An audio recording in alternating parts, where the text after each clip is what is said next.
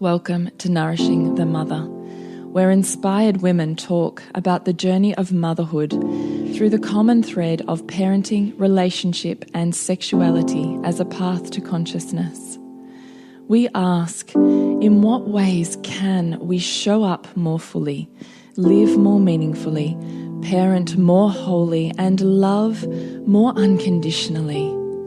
How can we mine the wisdom from the experiences of our lives and expand into those challenges? If you are here, you care about paving a path of conscious and intentional motherhood, connected with yourself and your gifts, and also illuminating your children in theirs, so we may raise more whole humans who can impact this world in a more humane way. And if you feel like giving a little back to this free content, please become a patron of the show and receive extra member benefits for less than a coffee a month. Or you can leave a review on iTunes and Facebook, all of which helps the podcast keep going and reach more mamas who need this type of tonic for the soul. Head on over to patreon.com/NTM podcast to find out more. We are Julie Tenner and Bridget Wood, and we are so grateful you're here.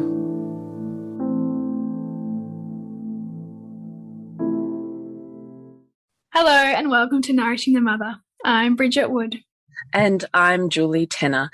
And today's podcast is the holding on and letting go of identity in motherhood.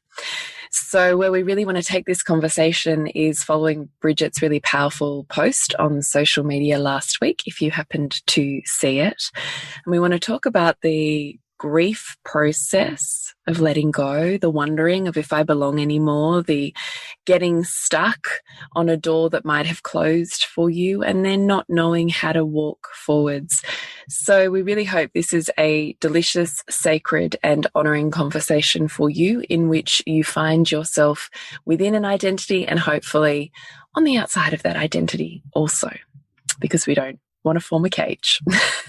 Right. So before we do that, I would love to remind you to jump onto nourishingthemother.com.au, scroll on down to the red banner and drop in your email address. And once every so often, we send you out an email, just a little love note from us, what's going on in the world, and you can pick and choose where you'd love to dive deeper. So nourishingthemother.com.au. So I think I'll begin by actually reading out this post, just so we can have some context, perhaps, where we want to take the conversation. How's that sound? Yeah, I think it sounds beautiful.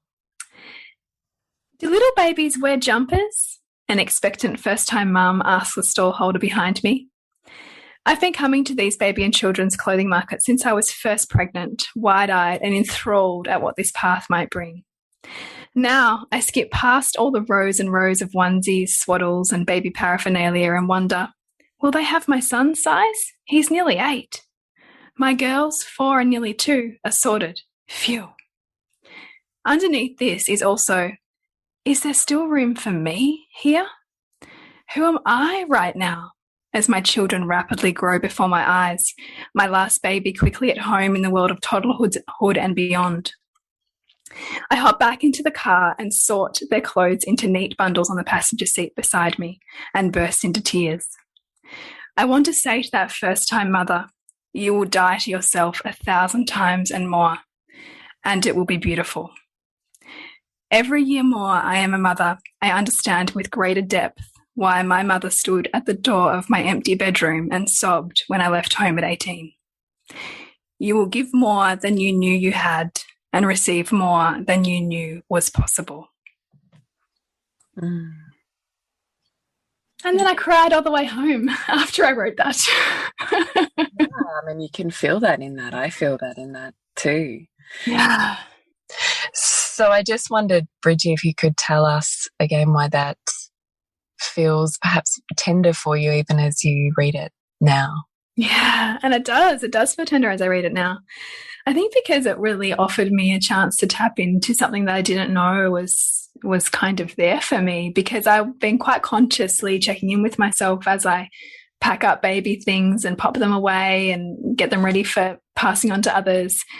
And I felt really good and aligned with that. And so it came as a little surprise, I think, just how much emotion was there. And I think it also comes at a time where I can sense, you know, big identity transitions for myself as I sense my children's needs changing, and as I sense myself moving out of the intensity, well, you know, while I'm still in the intensity of toddlerhood, the intensity of babyhood and me being needed all of the time. Whereas, you know, as we all know, as our children grow, more people can care for them, and it's not all on the mother. And so then if it's not all on the mother, then who is the mother? Who is she beyond the identity that she has formed by close association with her children? And that's what it brings up is okay, like I know that family is my top value, and I desire so deeply to be so present, but I also see, just with what's reflected here at this market, that these days are fleeting. And so often it's just been running through my mind, like this idea that we're on borrowed time, you know, with our children. And so it calls for you to pay more attention to the little things and to find the extraordinary in your ordinary, but at the same time know who you are as well. Because whenever we lose ourselves in another, we betray aspects of ourselves in doing that. And so I think that part of that, the grief that pops up for us in motherhood and that transition of identity in motherhood is ultimately asking us to come back into ourselves and to look beyond the reflected self that we see in our child, to ask, who am I beyond this? And sometimes that can be hard. Yeah, it can be. You said something before and I was like, oh, I need to ask you about that. And then I didn't stop your flow. What was it that you were just saying before? And I thought, oh, can you explain that a bit more? This is why I need to write things down. I'm hoping it'll come back. So what does the grief process then look like for you? It looks like tending gently to myself and creating opportunity to feel it, which it was beautiful today, like driving back and crying my eyes out, and then coming home to my husband and reflecting to him like what's been going on, and then allowing him to hold me in it, and even the children to like witness me feeling all these feelings, because that's really healthy, right? It looks like noticing what may be deeper, because I also see, you know, grief, if we consider everything is, we live in this dualistic universe, which everything has two sides. And so even with grief, there is an unconscious element of relief with grief.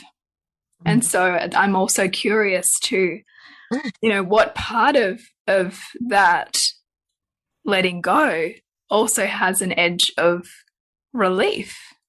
Because if I'm losing something, then what am I finding? If a door is closing, what door is opening? And so I sit with that as a question in my consciousness, because then I also see that as inviting opportunity and a capacity to see wider than the story that I could be holding on to, or that I could make mean something. Or that I could make mean what I want it to mean. And in the process, because I think too, it's really important for us to be with our own pain through these processes, so that we can take ownership of it and not make it anybody else's, you know, and not make it our child's responsibility to somehow bring us a sense of worth, because our sense of worth is for us to own and cultivate, not for somebody else to be responsible for nurturing for us. So I see it as really important to move into that, that, you know, this kind of like visceral pain that can come up for us in motherhood, and get curious about about why now, you know, why this and why now, like, you know, like what we ask so many of our clients to do, you know, why this feeling and how is it significant right now with what else is going on for you and your own sense of self, for you and how you show up in the world, for you and your relationship, for you and your other values, for you and where your child's at.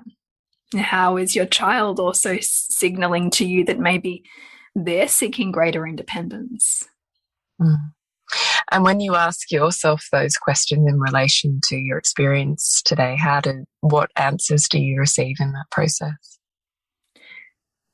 Well, for me, because I'm really straddling this world of really immersing in my daughters, particularly years at home with me, and then also how I do my work in the world alongside that, and what does my work look like? And so I've been staying really open to what the world is reflecting back to me, what that looks like, you know, what they see my work looking like, or what they see my genius looking like, or where I tend to put my energy, effort, and focus, and how that then brings about clarity of purpose. And not trying to create the separation that our culture so often wants to create, or that patriarchal motherhood so often wants to create, and instead see how is this, the pain of this transition that I feel myself being pulled through, actually part of the crystallization of what my work in the world is right now. So that it's not this denial of my heart in order to push myself outside of where I really want to be, which is with my children and with my family as focus, and instead ask, how is this calling me deeper into my soul's mission? How is this calling me deeper into my fullest expression? And in that, how is that of service to others? Yeah. I don't know if that answers your question. That's a really beautiful, deep, it's almost like another question though, isn't it? Because it's more a sitting in it than a solidarity, I suppose. Yeah, and I mean, I feel like it's so fresh. Like I can still, you know, when you've like been crying for so long, my whole face just still feels like I've only just stopped crying, you know, like. So it's fresh. So it is all percolating. It is all just sitting there with that. I have more questions than answers, but I trust that that's where the answers come. Yeah, 100%. Do you think it's possible when we feel those pangs of grief that we contort or coerce ourselves to hang on and be more present in motherhood, as opposed to what I hear you saying, which is, how can this be beautiful and part of an opening for me rather than a closing and a clinging? Yeah, I love that you've identified that, because it can be really easy to kind of like bring in the guilt maybe for all of the ways that you didn't think you were present, or bring in the shame of like, you know, what you make it mean, these feelings right now. Whereas it kind of reminds me a little bit with the dynamic that I had with Pearl with the ending of our co-sleeping. And I did a class on this around like night weaning and co-sleeping, and seeing that the conflict that was almost coming up in us was not because I hadn't held enough space, or wasn't doing enough, or wasn't, I don't know, insert motherhood should. And instead, where we found ourselves was an expression of the dynamic where she was also asking for a little bit of independence. Like she was also saying, this isn't working for me right now. I want space. But if we get caught in it, we can take it personal and close our heart and to ourselves and to our like child or partner, and make it mean something in order to ensure that our identity stays intact, or that our belief about ourselves stays intact. Whereas I think this kind of process of kind of tending to the depth of it is ultimately more freeing, because you're not getting stuck in the confines of internalized shoulds, right? Yeah, formed identity. Because you're saying I do motherhood this way. This is what a good mother is. This is how I show up. And these are the results of my deficiencies or whatever. You're saying, wow, let's look a little bit bigger at the dynamic and see how sometimes just as humans we use repulsion, or we use forms of what we might read on one hand as I'm not meeting enough needs, my child's waking more, they're more fussy, they're more clingy, they're harder to be around, blah, blah, blah, as, oh God, I'm not doing enough, I've got to dig deeper and do more, versus, wow, what if this is functional for the dynamic of the whole, and trying to push our edges of like, how far can you go in this? How much can you give? How much can you give? How much can you give? Until you're like, that's it. Leave me alone, because you weren't consciously doing that separation in a gentle and conscious way. It kind of waits for that. Okay, well, if this is where we're going, then, you know, as we're breeding the infatuation with one-sidedness, we breed the equal nightmare, and then we come screaming into it. Yeah, yeah, totally.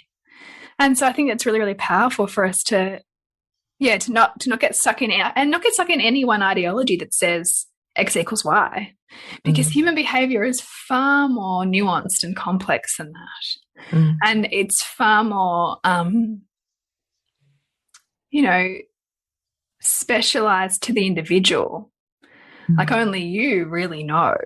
And there's also like so many unconscious strategies that so many of us run to get our needs met, and so do our children. And so that's also why, while I know that guilt is held up as, you know, one that is so synonymous with motherhood, and it can be purposeful to a degree in terms of getting you to show up, but there's a point at which it becomes a cage, and you need to know what that is for you, and to be intimate with that feeling. Yeah, 100%. 100%.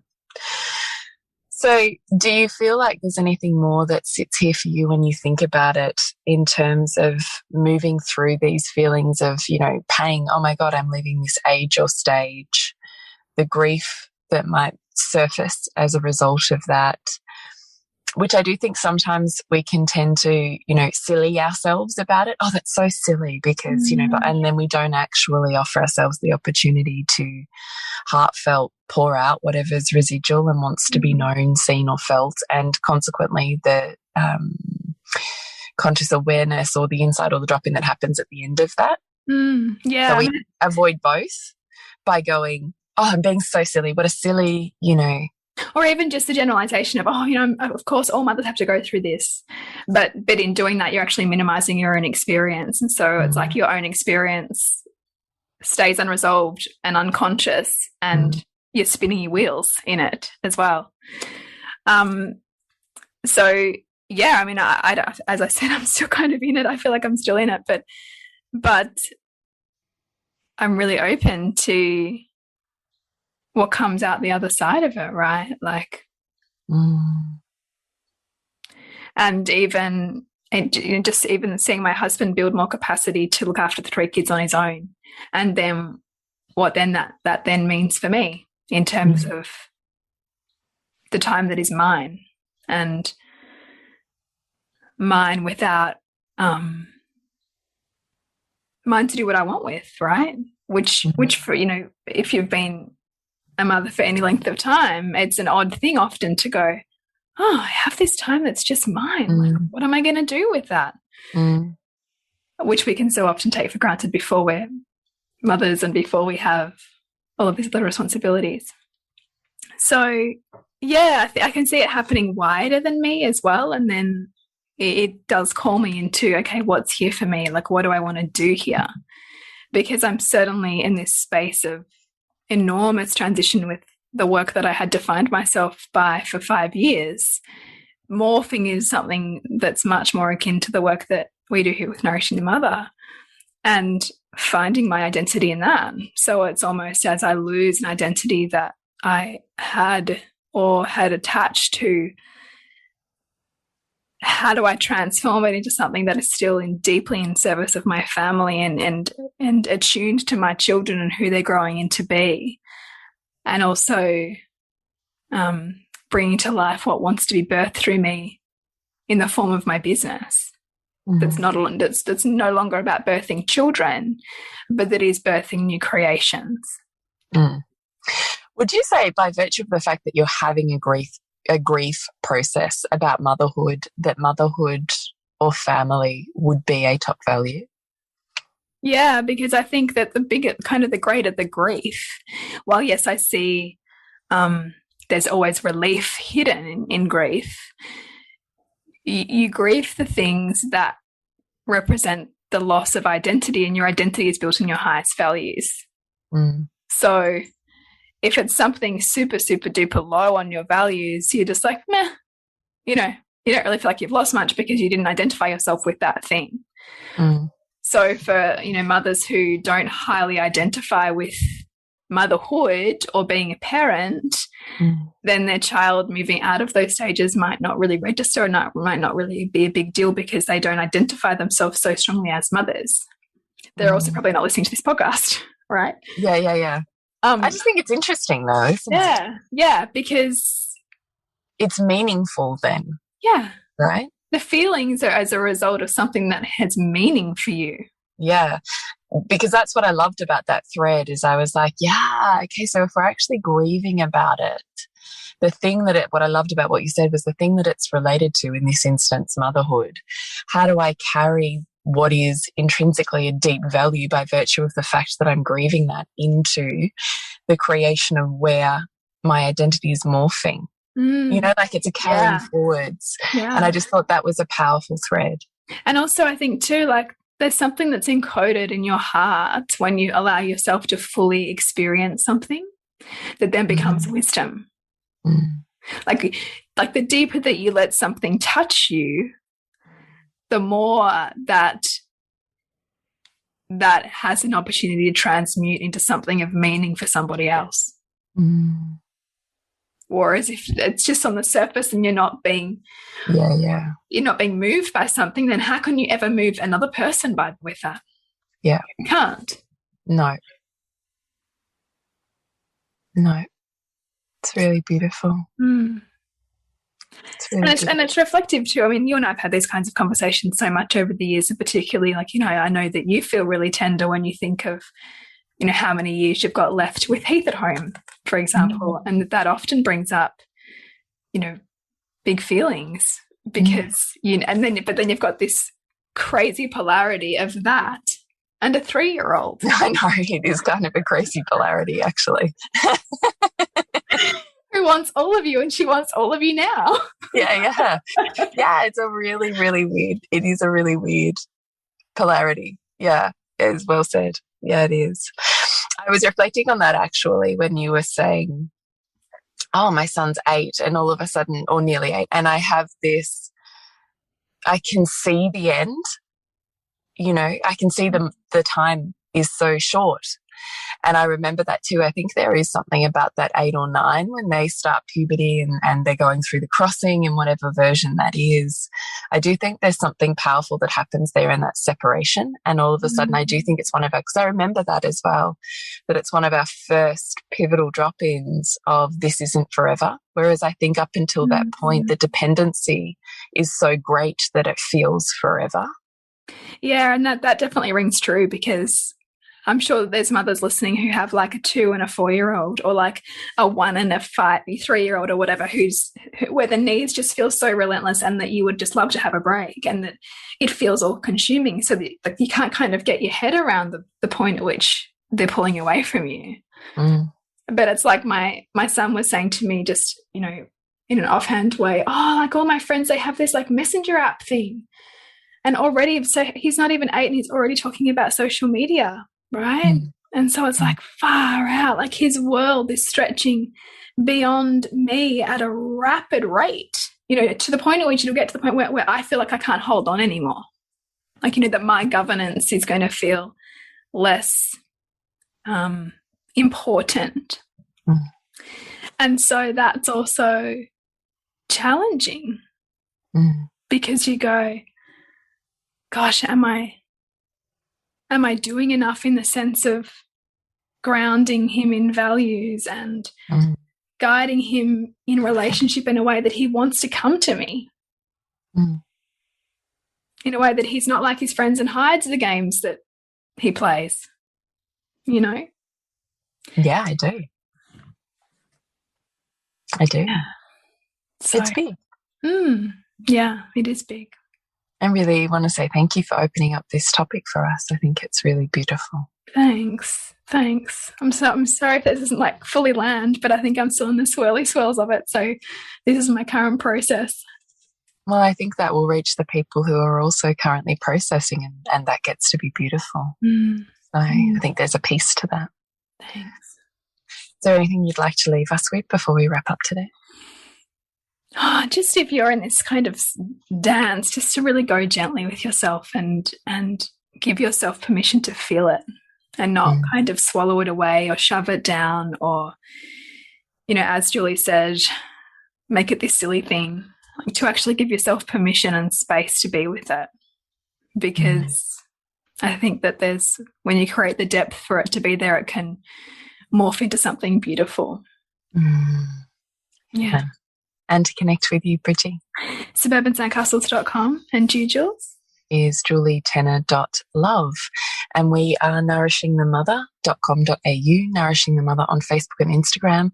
Please write to us if you have a podcast request or a topic you would love us to riff on. We really do immensely enjoy the interactions and the opportunities to meet you where you're at. And the topics often take us somewhere we couldn't consciously think of. So please submit your questions that you would love to have answered on the podcast. We would love to hear from you. We would. So remember to nourish the woman to rock the family. And we'll see you next week when we continue to peel back the layers on your mothering journey.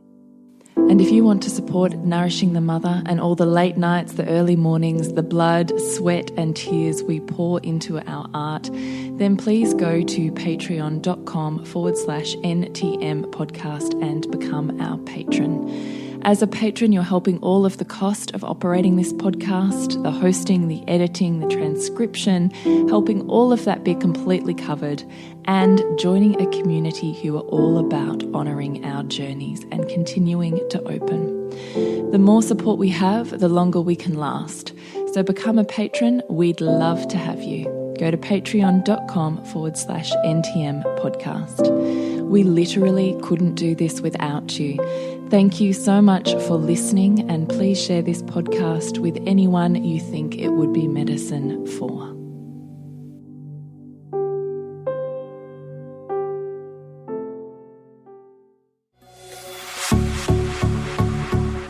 This has been a production of TheWellnessCouch.com. Check us out on Facebook and join in the conversation on Facebook.com/TheWellnessCouch. Subscribe to each show on iTunes and check us out on Twitter. The Wellness Couch, streaming wellness into your lives. Whilst the Wellness Couch presenter endeavor to provide accurate and helpful information to their listeners, these podcasts cannot take into account individual circumstances and are not intended to be a substitute for health and medical advice from a qualified health professional. You should always seek the advice of a qualified health professional before acting on any of the information provided by any of the Wellness Couch podcasts.